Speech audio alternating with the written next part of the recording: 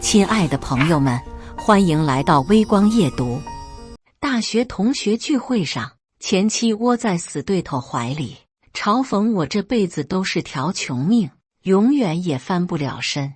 我笑了笑，招呼经理拿出我存在这里价值100万的罗曼尼康帝酒给大家助兴。聚会结束后，死对头那辆掉了漆的奇瑞撞上了我新提的玛莎拉蒂。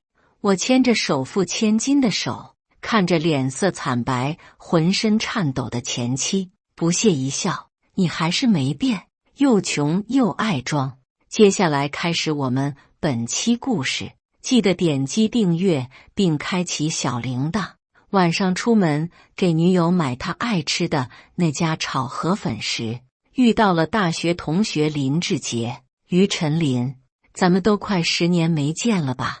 他激动地拍拍我的肩，上下扫了我一眼，在看见我身上那件破好几个洞的皮衣后，他露出鄙夷的笑：“老同学，过几天我做东安排了一个同学聚会，你可一定要来啊！”大学毕业后，我就主动跟这群笑面虎断了联系。听说他们每年都要组局聚会，没有一次想起过我。这次这么热情，恐怕是还以为我是当年那个穷小子，想拿我当乐子呢。还是不去了吧，到时候扰了你们兴致。我摆摆手，并不想趟这趟浑水。林志杰眼珠一转，挤出一个假笑：“这是哪里话？都是同学，混得不好又没人笑话你。”林志杰像狗皮膏药一样粘上来，我拗不过他，随口应了下来。回到家，我跟女友提了一下这件事，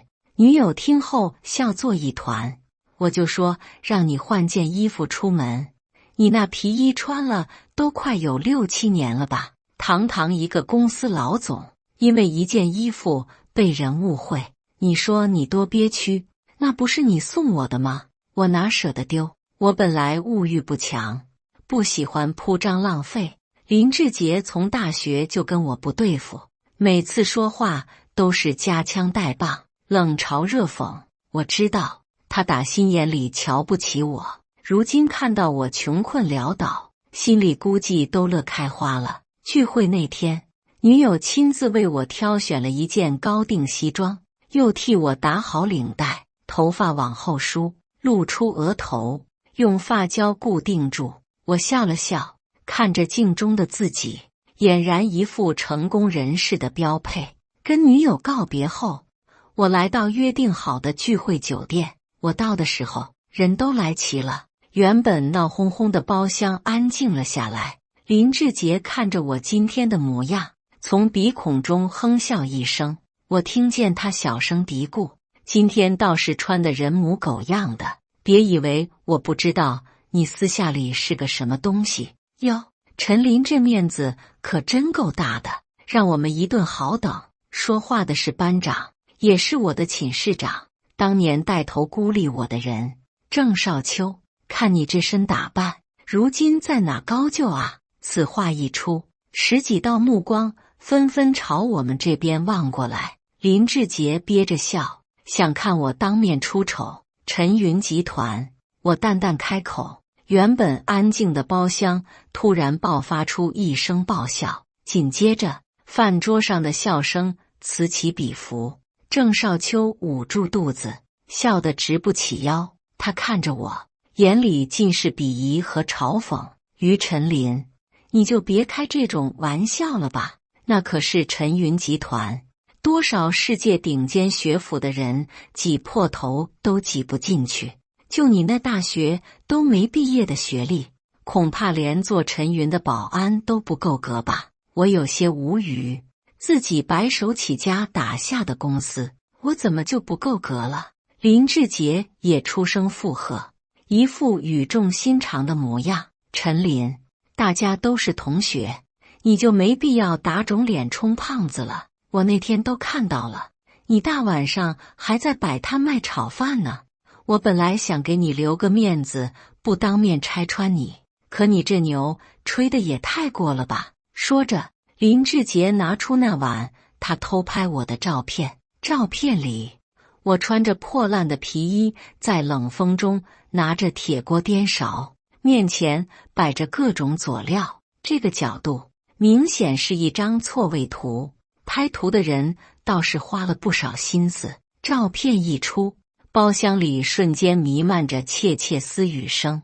当年好歹也是院系第一，学校的风云人物，怎么混成这样了？夜市摆地摊，真是丢我们京大的脸。看他穿得破破烂烂的，今天还特意租了这么贵的西装来装逼，真是死要面子活受罪。这一天的租金，他怕要炒半个月的饭吧？龙生龙，凤生凤，老鼠的儿子会打洞，他爸不就是个？可他这样也不足为奇吧？你说周丽丽当年怎么看上他了？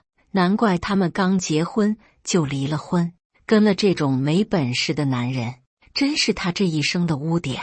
嘘，小点声，没看到郑少秋脸色不好啊？前夫和现任有好戏看了。察觉我的脸色阴沉下来后，有个爱做和事佬的女同学出来帮我解围。班长，我看人都齐了，我们把菜给点了吧。郑少秋被打断，不满地啧了一声，也没多说什么，把服务员叫了过来。郑少秋大手一挥，点了一大桌子菜。林志杰朝郑少秋露出一个谄媚的笑。郑总就是大手笔，朝宴盛会这样的地方，也就只有郑总消费得起了。我们也是跟着沾你的光。郑少秋被恭维爽了，连连摆手说了几句客套话。说罢，目光又转向了坐在一旁不吭声的我，好像还没点凉菜吧？于晨林，你看看还想加什么？我扫了一眼菜单，都是些我吃腻了的东西，实在是提不起什么兴致。林志杰见我不吭声，还以为我是没见过世面，被菜单的价格吓到了。他善解人意地宽慰我：陈林，平时你也没机会进这种高档餐厅，今天就放手点吧，反正今晚消费都由郑总买单，正好你也尝尝看，看是不是比你炒的路边摊好吃。郑少秋的手在菜单上敲打了几下，不耐烦地转头看着我，要不然就点一盘凉拌苦瓜。陈林，你觉得怎么样？我感觉这菜跟你挺搭的，又苦又凉嘛。包厢里又爆发出哄堂大笑，倒是周丽丽抬头小心翼翼地看了我一眼，观察了一下我的脸色，眼里闪着我看不懂的光。服务员拿上菜单准备退下，他瞥了我一眼，惊喜开口：于总，今天上官小姐没一起过来吗？您这是来聚餐的？我点点头，周遭的嘲笑声像是按了暂停。包厢里的人脸色各异，看向这边。您存在我们店的那批罗曼尼康帝需要拿出来吗？您是我们这的贵宾，王经理特意跟我打过招呼，让我招待好您。服务员话音刚落，包厢里就又响起了窃窃私语声。我的妈呀，罗曼尼康帝是我想的那个吗？罗曼尼康帝酒庄的葡萄酒，那可是世界顶级美酒，酒中爱马仕。于晨林该不会真的发达了吧？那酒少说有的上百万一瓶。我今天真的要跟着他见世面了。可是林志杰不是说他现在在摆地摊吗？哪来的钱买罗曼尼康帝？郑少秋疑惑地看着我，脸色不太好。今天是我们大学同学聚会，是个值得庆祝的日子，你开一瓶送进来吧。服务员连连应下，笑着退了出去。老同学，林志杰用肩膀撞了我一下，皮笑肉不笑，试探性问了一句：他称呼你于总，你该不会真混出了什么名堂来吧？我清了清嗓子，还没来得及出声，刚才那个服务员就一脸尴尬地闯了进来。实在是不好意思，于总，我们经理刚才出外勤了，酒窖的钥匙在他那里，今天怕是要扫您雅兴了。朝宴盛会的服务一向很好，女友喜欢这里的氛围，我作为老顾客，并不打算刁难眼前瑟瑟发抖的服务员。没事，下次来再开就行。你先去忙吧。服务员刚退出门，郑少秋就一脸鄙夷地看着我，鼓起了掌。先是服务员叫你于总，然后故意拿罗曼尼康帝出来装逼，最后经理不在，取不出酒。于晨林，真的有这要巧的事吗？你的戏未免也太多了吧！穷乡僻壤里出来的穷鬼，也想学人装大款。山鸡就算飞上枝头，也变不成凤凰的，真是可怜。郑少秋故意加大了音量，就是打定主意想让我难堪。郑少秋这么针对我，还有一个原因，那就是此刻坐在他身边，一副贤妻良母模样的周丽丽。周丽丽是我的前妻，当年她是学校公认的女神，长得漂亮又多才多艺。我对她一见钟情，并且对她展开了猛烈的攻势。我帮她上课、跑腿，无论什么时候，她一个电话我就能随叫随到。曾经，我一天打3份工，就为了能在女神生日那天买下香奈儿限量包，讨她欢心。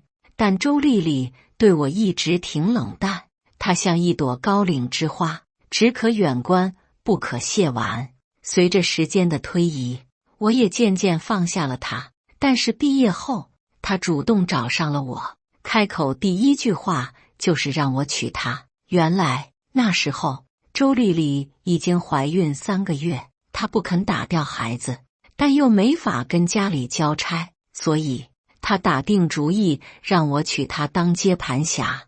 看着曾经的白月光女神在我面前哭得梨花带雨，我终究狠不下心拒绝她。就这样，第2天我就跟周丽丽去领了证。那时候我因为那件事被开除学籍，整日为找工作发愁。1没家世，2没学历，3没工作。周丽丽他妈每次见我也都是冷嘲热讽，但我没把她的挖苦放在心上。那7个月里，我一直尽心尽力伺候周丽丽待产。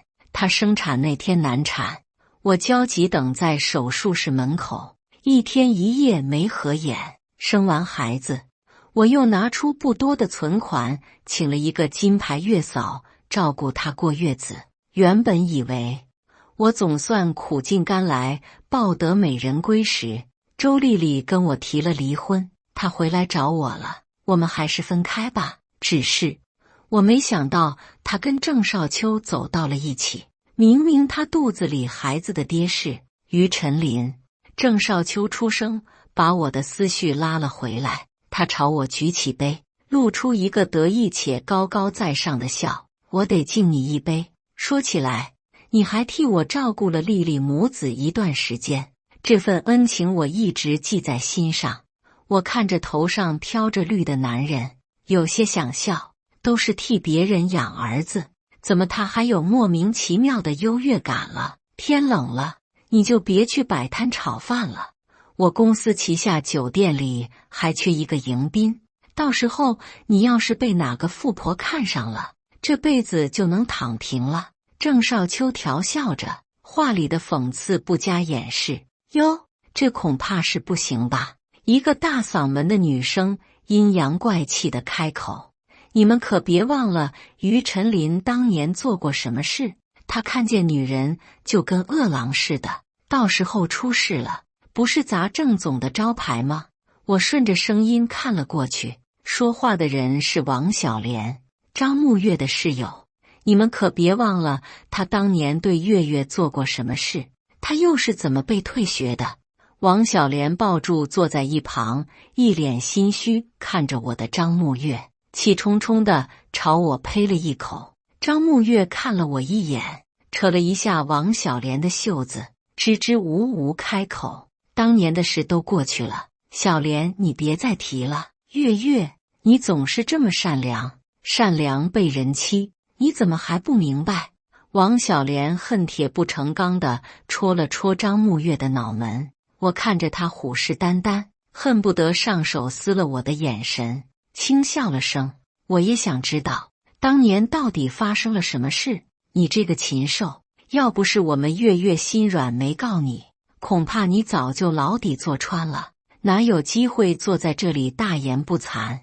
我看着张沐月躲闪的眼神，沉声开口：当年那事不是我做的，如果真的是我，张沐月为什么不敢去告我？谁不知道月月当年那么喜欢你，他为了你的名声着想，才把这事压了下来。当年我虽然家世不好，穷困潦倒，但我品学兼优，年年拿奖拿到手软。张沐月确实公开表示他喜欢我，他给我送过情书，带过早餐，还亲手给我织过围巾。不过我当时一门心思全都扑在周丽丽身上，根本无暇顾及她。婉拒过几次，可张沐月还是对我死缠烂打。那天我下晚自习回去的路上，撞见张沐月被人猥亵，看着张沐月求助的眼神，我帮他赶走了人。我脱下外套盖在赤身裸体的张沐月身上，不料却被好事者看见了。隔天学校就传开了。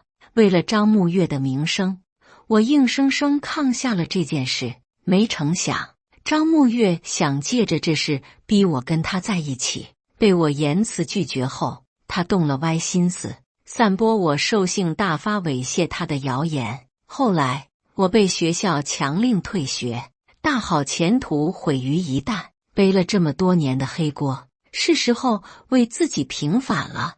我看着面前浑身战栗的女人，淡然一笑：我有没有做过，你心里比谁都清楚。于晨林，你就别狡辩了，事情闹大了，谁脸上都不好看。你又不是第一次干这种龌龊事了，你忘了村长的女儿吗？说话的是晨曦，跟我一个村的，自诩跟我穿一条裤子长大的发小。我一愣，村长的女儿，我有点印象，是个沉默寡言的姑娘，小时候喜欢跟在我屁股后面喊我哥哥。她怎么又跟我扯上关系了？我感觉现在的我就像那个含冤而死的窦娥，什么人都能过来踩我一脚。要不是你当年对他做的那事，村长也不会才到中年就白了头发。你爸是个精神病，扰得村里子不得安宁。没想到你青出于蓝胜于蓝，竟然对从小看着我们长大的村长一家下手。你还是人吗？我听得一头雾水。村长一家现在都在我公司里上班，怎么在晨曦口中，我倒成了一个十恶不赦的罪人了？村长在九泉之下不会放过你的。晨曦看着我，恨恨开口：于总，不知道那个不长眼的撞了你刚提的那辆沙琪玛蒂，他比我高一个头，胳膊有我2个粗，我干不过他。就当晨曦沉浸在气氛中时，村长一个大嗓门熬了过来。我闭了闭眼，叔，我都说了多少次了，别叫我于总，像小时候那样叫我小林就行。还有，那是玛莎拉蒂，不叫沙琪玛蒂。村长憨憨一笑：我这不是年纪大了，记不住是吗？村长，你没死，你竟然还活着。晨曦看着眼前的男人，一脸惊喜，难以置信地望着他出神。你这混小子，你才死了！村长猛地一拍他的头：你念大学后就没回来过，原来还记得我这糟老头子啊！晨曦有些难堪地低下了头。先前叫嚣着要为村长一家报仇，结果自己10年来都没回过村，想装好人装孝子，结果被当事人当场戳穿。你们这是怎么回事？晨曦愣愣开口：于总把我们一家都接来城里住了，小美和她妈都在公司里干点轻松的活，我坐不住，刚好会开车，就当了于总的司机。村长呲着大牙，笑嘻嘻地开口：你是说于晨林真的开了公司，小美也来了？可是他不是想对小美图谋不轨，被你抓到了吗？陈曦还是不相信，他紧紧握住村长的肩膀，颇有打破砂锅问到底的架势。什么图谋不轨？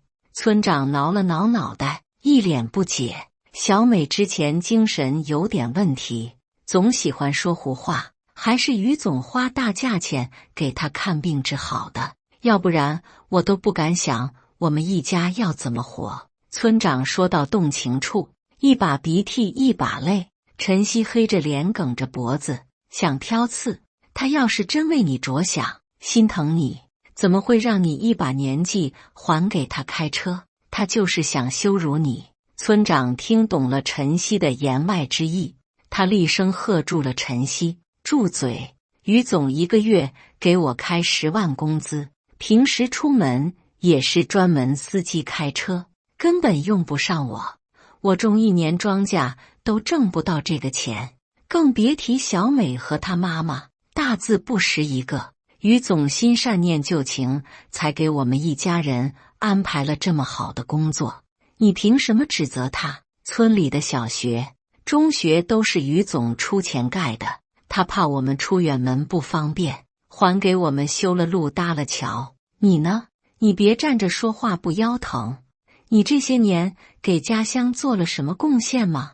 陈曦瘫坐在椅子上，彻底不吭声了，脸色惨白。郑少秋站了出来，脸上的笑比哭还难看。大叔，你现在在哪个公司上班？村长指了指衣服上的绣牌，喏，这不写了吗？陈云集团啊。就在这时，王经理突然急匆匆地推门走了进来，他弯着腰陪笑着，脸上的褶子都堆在了一起。于总，真是不好意思，刚才有急事出了一趟门，怠慢了您。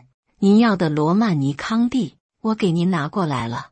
我笑着接过经理手里的酒瓶，挨个给他们倒了酒。现场陷入诡异的沉默，每个人脸上的表情都变幻莫测。几分钟后，原本呆傻的众人像是反应了过来般，包厢里炸开了锅。卧槽，还真是陈云集团，于陈林还真没装逼，这下好了，出来聚个餐，得罪了大人物，以后他要是找我们茬，给我们使绊子怎么办？毕竟他现在在世可是只手遮天。于陈林人还怪好的，当年我就知道他人品兼优，发达了也没忘了父老乡亲。看张沐月心虚那样，当年那事肯定是他诬陷于陈林的，害了人家这么多年，他也真好意思。你看周丽丽那表情更好笑，当年嫌弃人家穷，一脚踹了他，结果怎么着？押错宝了，现在肠子都快悔青了吧？今晚回去估计都睡不着觉。郑少秋和林志杰的脸比铁还青，他咬牙切齿地看着我：于总，你还真是深藏不露啊，今晚把我们当小丑耍好玩吗？我抿了一口酒，不动声色地呛了回去。我一开始就说了，是你们不信。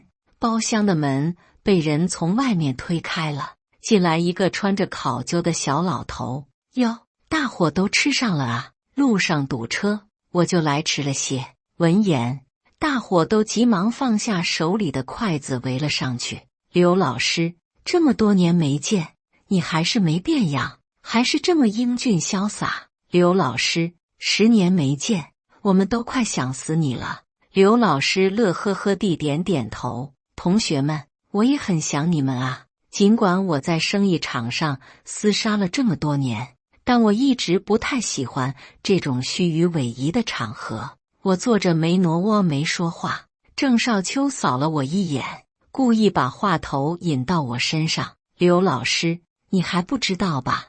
我们这群人中出了个身家过亿的总裁，于陈林可是个大忙人啊。这些年我们聚会他都不带搭理的。我默默翻了个白眼，明明是你们没想起过我，怎么现在还反咬我一口？刘老师朝我看了过来，前2年我所有心思都花在看病上了，所以消息也不怎么灵通。小于，恭喜你啊，你一步步走到现在，辛苦了。我笑着点头回应了他。周丽丽扶着刘老师坐了下来，说起来，老师的病近来怎么样了？当年可把我们吓坏了，命硬，轻易死不了。他呵呵笑着，医生说好好保养，癌症复发的几率很小。那就好，那就好。说起来，当年还要感谢你们捐款凑我的手术费。这年头你们工作压力大，挣钱不容易，我这个老头子现在挺过来了，也不好意思要你们的钱。今天我过来就是打算把你们凑的钱都还给你们。刘老师颤颤巍巍地拿出手机，带上老花镜，点开了当年的水滴筹链接。林志杰捐了500，王小莲300，张沐月100，陈曦20。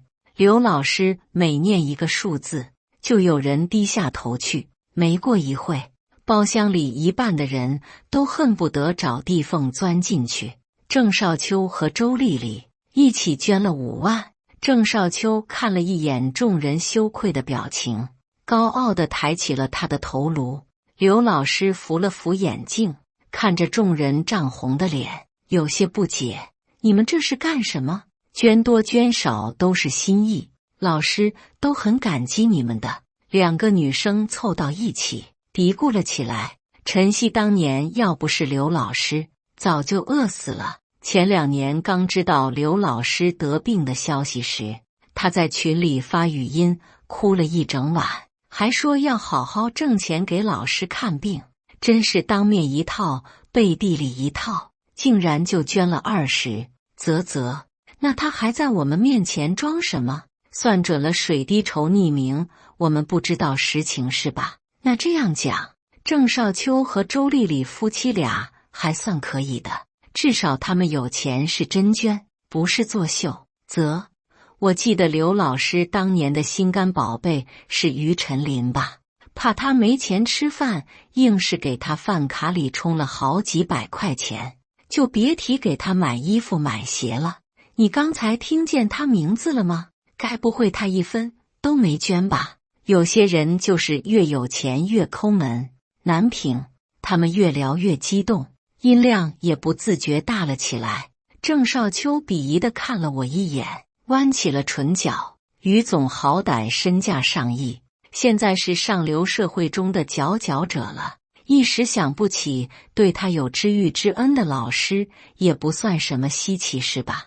郑少秋话里话外都在讽刺我是个忘恩负义的无耻之人。他笃定我在老师病危之际袖手旁观。陈曦也像反应了过来似的，跟郑少秋一起把矛头对准了我。于晨林，做人不能太忘恩负义，老师怎么说也在你穷困潦倒的时候帮了你不少，要是没有老师，哪来今天的你？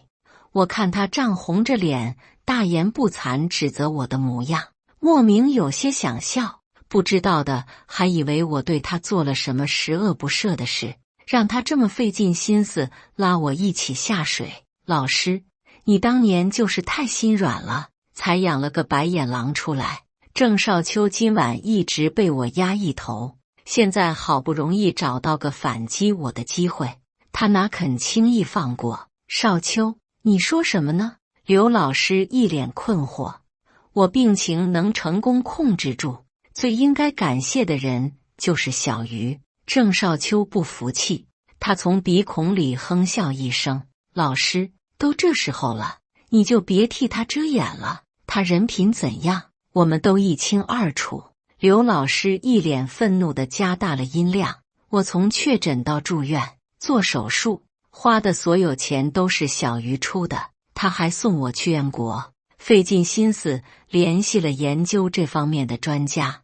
要是没有小鱼，恐怕我这个糟老头子今天就不能站在这里听你们对他冷嘲热讽了。此话一出，包厢里又恢复了沉默。郑少秋和陈曦的脸比猪肝还红，他们彻底噤了声，低头瘫坐在椅子上。只有周丽丽感叹了一句：于晨林，你还真是个知恩图报的好人啊。就在这时，女友的电话打了过来：“亲爱的，你那边结束了吗？听王叔说你喝了点酒，我刚好在这附近逛街，需要我去接你吗？”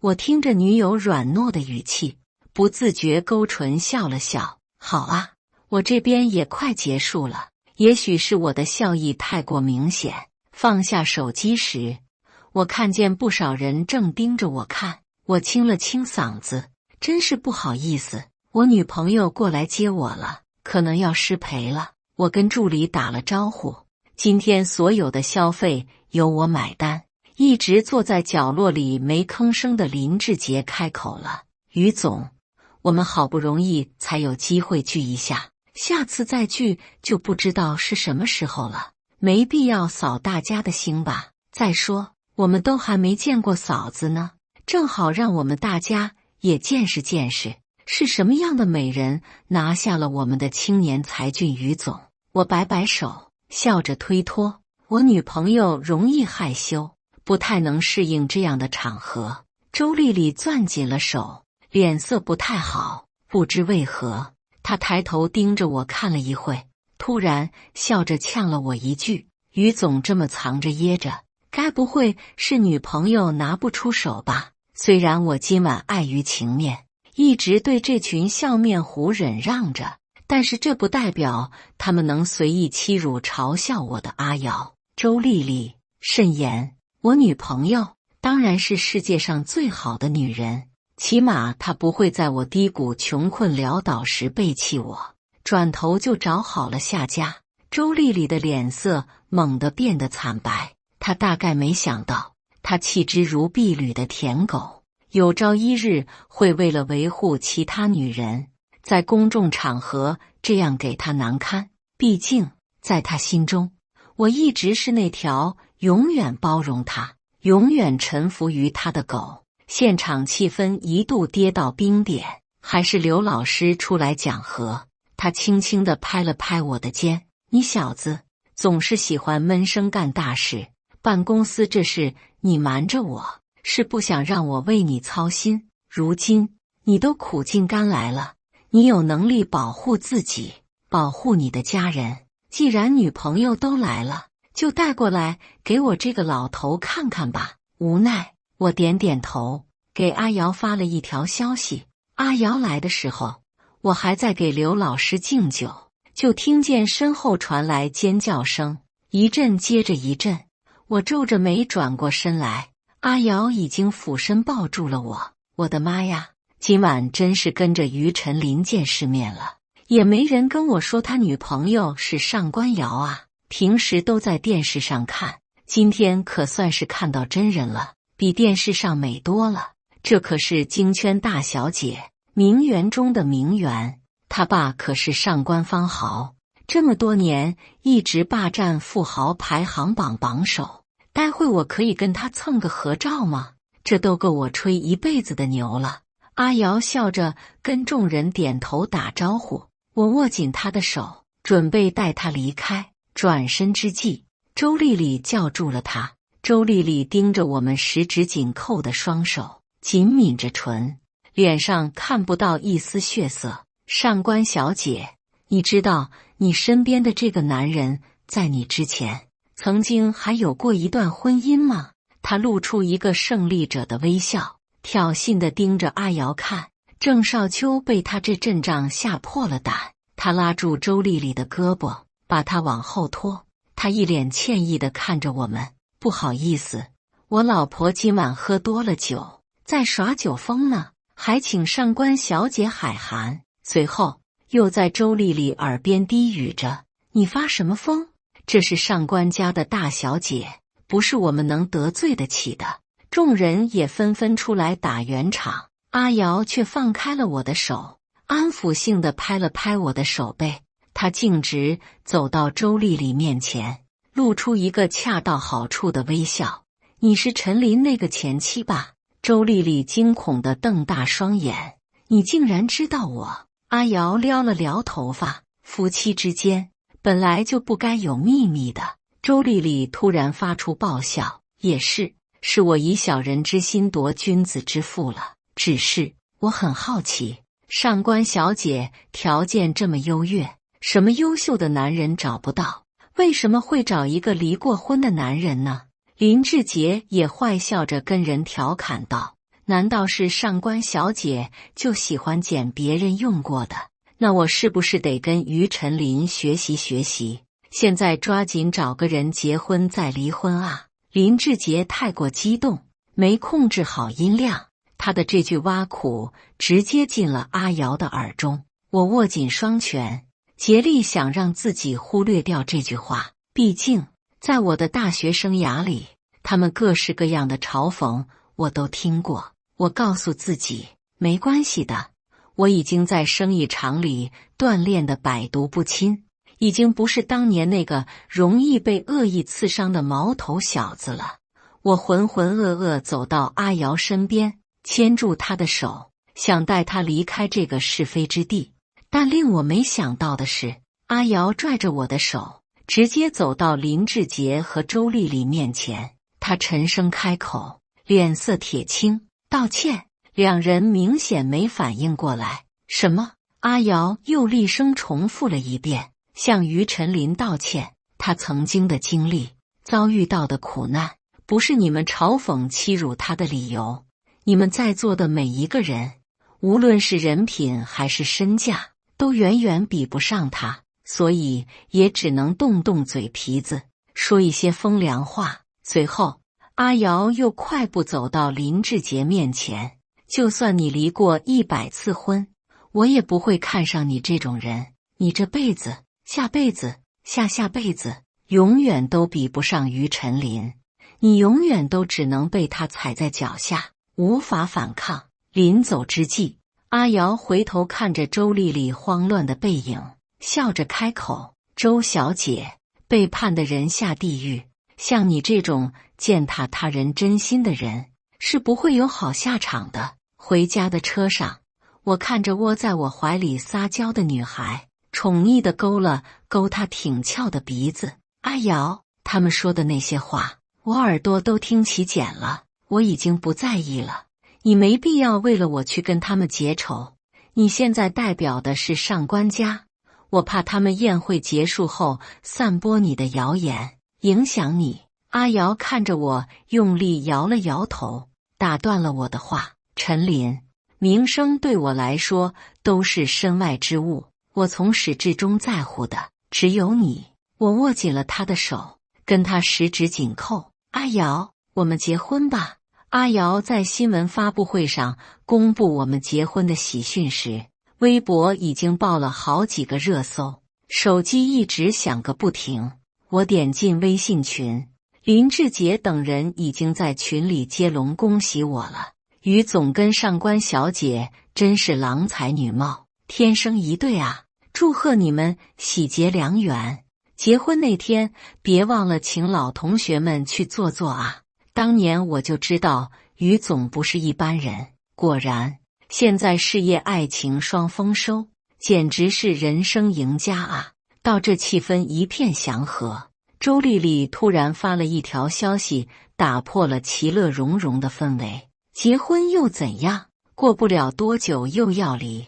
前几天还在宴席上嘲讽我的王小莲第一个站了出来。周丽丽，你发什么疯呢？自己婚姻不幸福就诅咒别人，你好狠毒的心肠啊！我看他就是单纯的嫉妒，自己当年甩了于总，现在肠子都快悔青了吧？嫉妒有什么用？人家是上官家的大小姐，家世相貌都甩你好几条街，你凭什么跟人比？自己当年在学校就水性杨花，脚踩好几条船，现在装什么白莲花啊？最后，在众人的围攻下，周丽丽灰溜溜地退了群。我和阿瑶最近在筹备婚礼的事，每天忙得双脚不离地。再次听到周丽丽的消息时，婚礼筹备已经接近了尾声。周丽丽不知道受了什么刺激，精神有点不太正常，经常在家发疯砸东西。郑少秋有点大男子主义，他接受不了神经兮兮的妻子，就在外面养了情人。周丽丽知道了这件事，正在跟郑少秋闹离婚。郑少秋在小群里吐槽，要不是看在他给我生了个儿子的份上，我早跟他离了。我家3代单传，老头子看中这个唯一的孙子，我又不能跟他对着干。我盯着这条消息看了一会，然后笑着把一份亲子鉴定匿名发到了郑少秋的邮箱。我也是无意间得知，周丽丽在学校里的时候，经常一次勾搭好几个男人。她大着肚子找上我当接盘侠的时候，跟郑少秋分手都快半年了，所以这孩子无论如何都不会是郑少秋的。恐怕孩子的亲生父亲是谁，周丽丽自己也说不上来。后来也不知道周丽丽使了什么招，让郑少秋相信她肚子里的孩子是她的种，被蒙在鼓里替别人养了9年的孩子。不知道郑少秋知道这事会不会气疯。我送他的这份大礼，就当作他欺凌我这么多年的回礼吧。几天后，林志杰告诉我，郑少秋因为酒后失手杀了周丽丽，影响恶劣，被判了死刑。听到这个消息的时候，我正笑着挽着阿瑶的手走进婚姻的殿堂。因果报应，不是不报，时候未到。今后我的人生天朗气清，万里无云。感谢大家的观看，本期故事精彩吗？欢迎大家在下方评论区吐槽。如果你喜欢这类故事，记得点击订阅微光夜读，并分享给更多的人，这会对我帮助很大。再次感谢大家的观看。